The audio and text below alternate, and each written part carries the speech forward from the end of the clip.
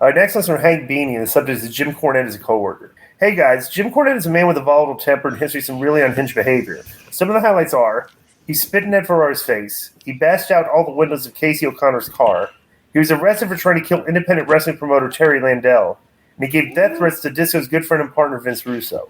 Disco, I know you worked with Cornette for a little while. What was he like as a coworker, and did you ever witness any of his outbursts? Thank you.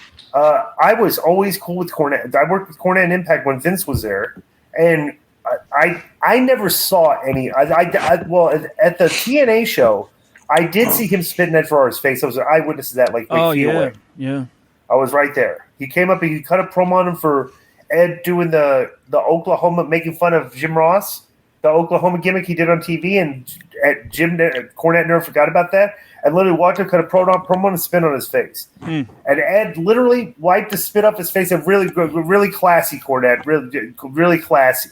Like, that was his verbiage back then, right? The bashing out all the windows of Casey O'Connor's car, I never heard that. I never heard him arrested for trying to kill independent promoter Terry Landell. Right. Ooh.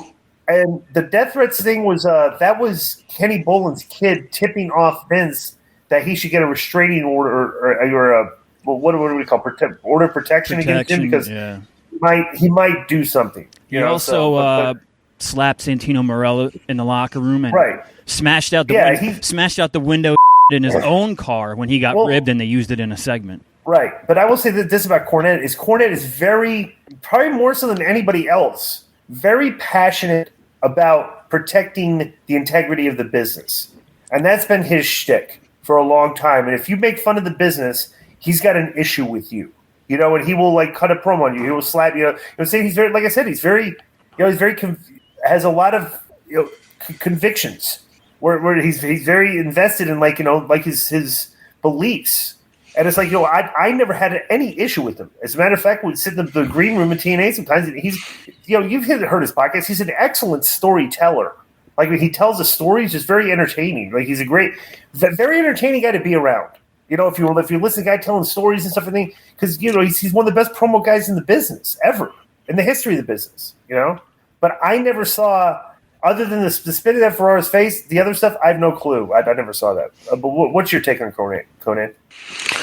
The only time that I ever saw him, which I thought was kind of weird, we were at a bar. I was with Nash, and he was at the bar cutting a promo about Russo to some fans.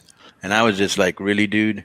But other than that, I've always gotten along with him. We've never had any problems. I found him very funny, very witty, and we thought a lot alike on a lot of things because I used to be in production meetings with him in Impact. Yeah. So I always got along, which is weird to me because he won't come on the show and he won't answer me when I reached out to him, and I'm like, do we have heat over some that I don't even know about? I'm friends with Vince, and he's so invested in hating Russo, right? That I don't think that. I just think I think it's a misconception of me, something I doubt that he knows that we think we have very similar, thought process on the business and the way it's presented on TV these days. And I don't know if he knows that. I think he thinks I'm the Martian invasion guy and stuff like the silly stuff. But I don't.